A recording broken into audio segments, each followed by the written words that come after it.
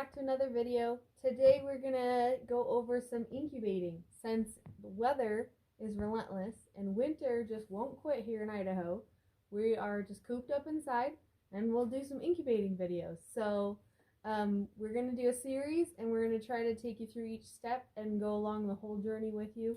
If you want to hatch along, you're more than welcome to, or you can always save these videos for your arsenal for later, for when you are incubating or hatching your own eggs. So what I've got here as far as my eggs go is just a mixed bag. All of my roosters and all of my hens are still currently together because we don't separate and put into breeding groups until it starts warming up and the snow melts. And since winter is relentless this year, the snow has not melted, so everyone is still together because that's how I overwinter everybody. So we have quite a variety of everything here.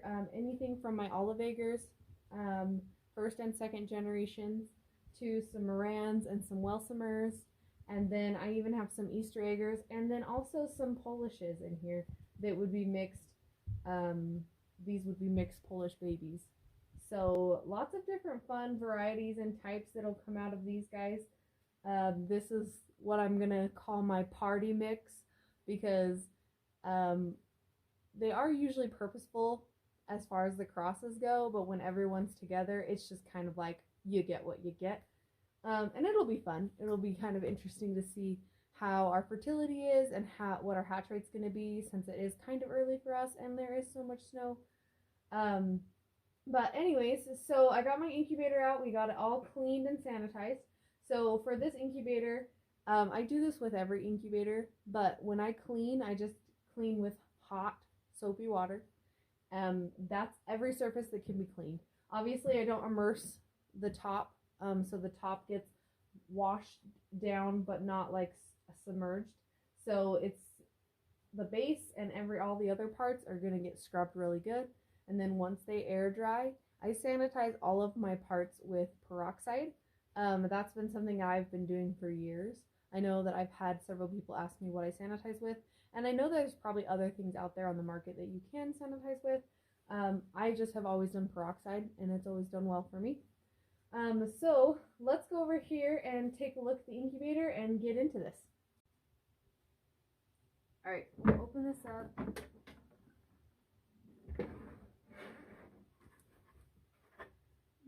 Gently set it right here.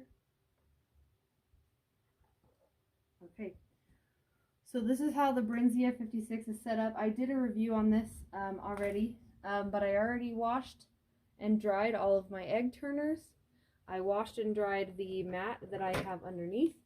So it's just one of those grippy mats that I just cut to fit.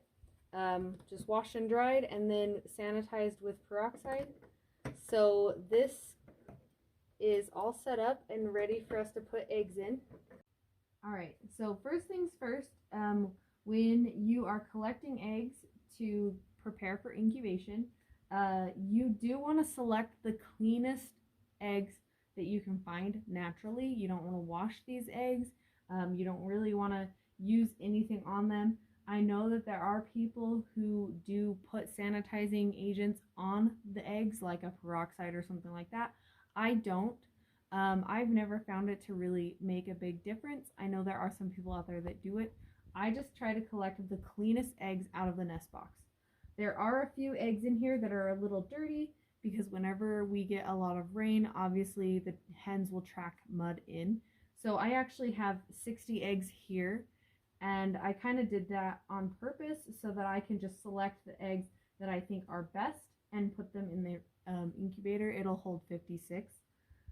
And then, so you want to start collecting your eggs kind of like with a plan ahead, because you don't want to collect over 10 days long. So you're going to start collecting your eggs anywhere from 7 to 10 days as like consecutive days. You don't want to go over 10 days because then your hatchability does go down. And then, of course, your eggs are going to be stored in a cool environment, but not refrigerated. And then you want to make sure that you are rotating your eggs. What I do is I just kind of stack cartons like M on each other's ends, and then I just rotate them every time I walk past them, every few hours. It doesn't really have to be like an exact science, but you just want to make sure that you are rotating them periodically so that that yolk inside doesn't settle to one side and stick there, because that'll cause hatching problems with your chicks when they are trying to emerge. And then of course, you know, your incubator and everything, you'll usually people have instructions with their incubator, but if you have a forced air incubator, so one with a fan, usually 99.5 degrees Fahrenheit is what that ideal temperature is going to be set for. And then with a still air incubator, that's one without a fan, and so the temperature has to be hotter in a still air incubator.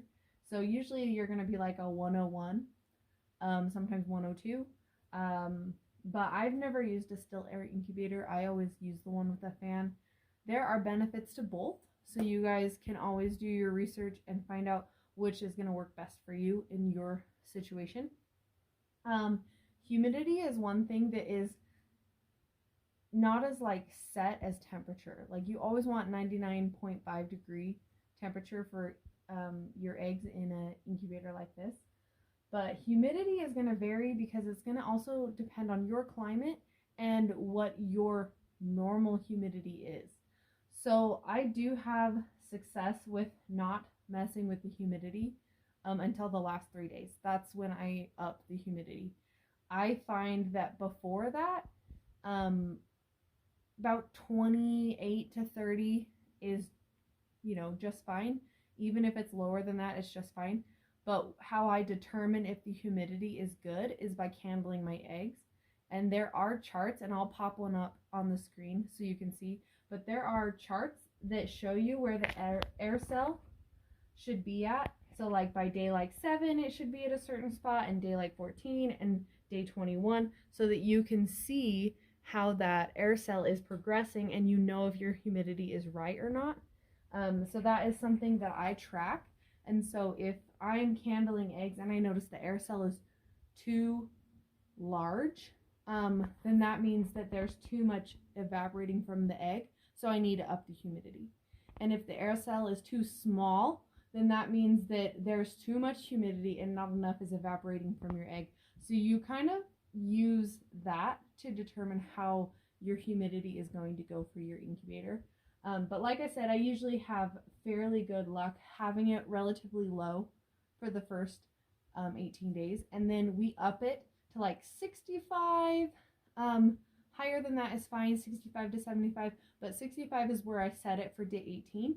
And then as the eggs hatch, your humidity is going to increase naturally, because once that little chick pops out of that egg, he's going to be really moist, and he's going to bring moisture into that incubator for you.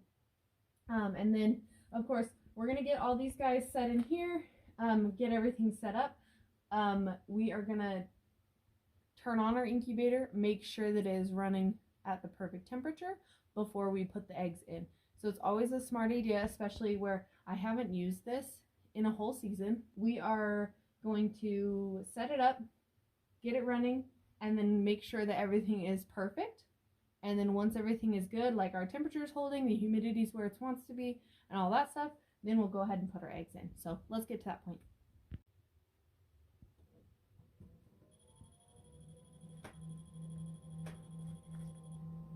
All right, so I just plugged it in.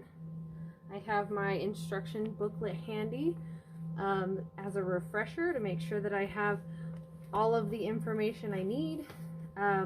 I do remember a few of the things on here, but the display screen, it goes through like your temperature and your humidity. Right now it's telling me that I have a power failure, if that's what that P means, because it's been off.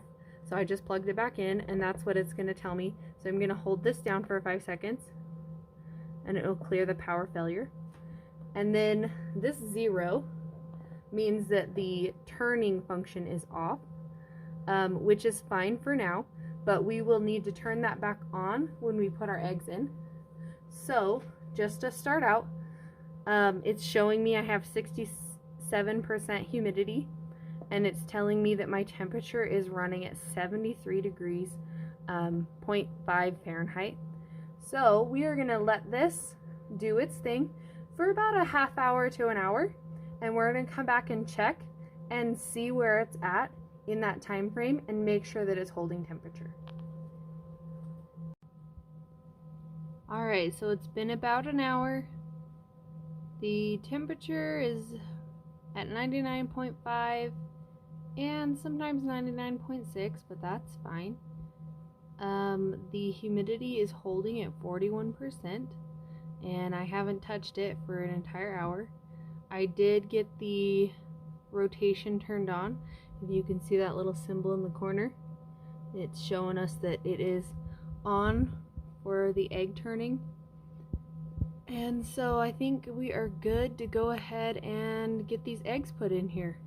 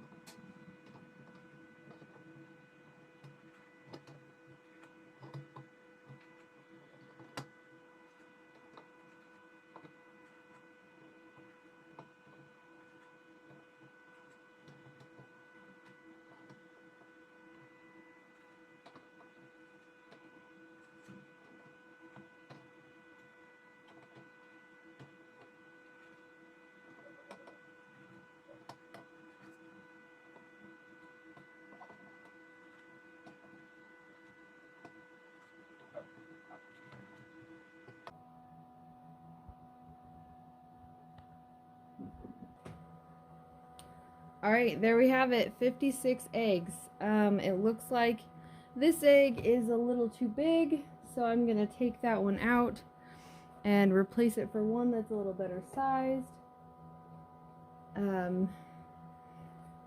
That is a nice big egg, but sometimes these can be double yolkers, and sometimes they can also cause problems with the turning.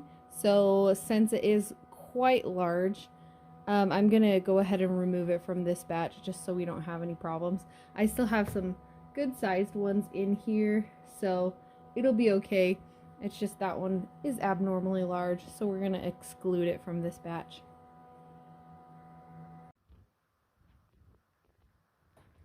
And then I was just gonna show little details on here that if you're aware of this model, you know of.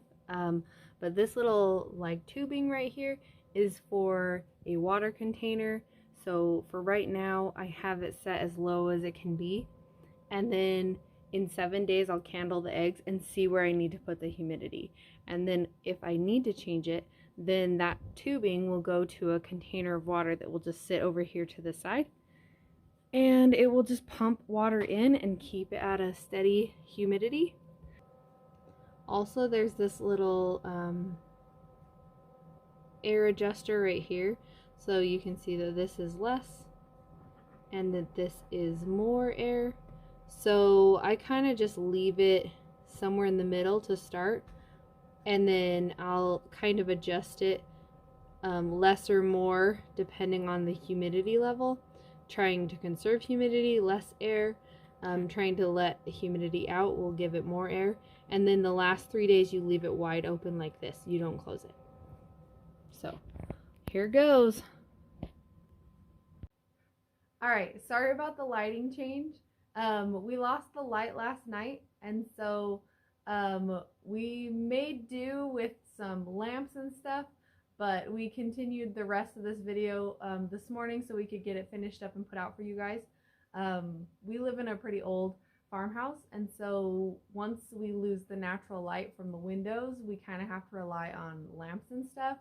So that's probably why you're seeing such a huge change in the light from this back half of the video, from the first half of the video.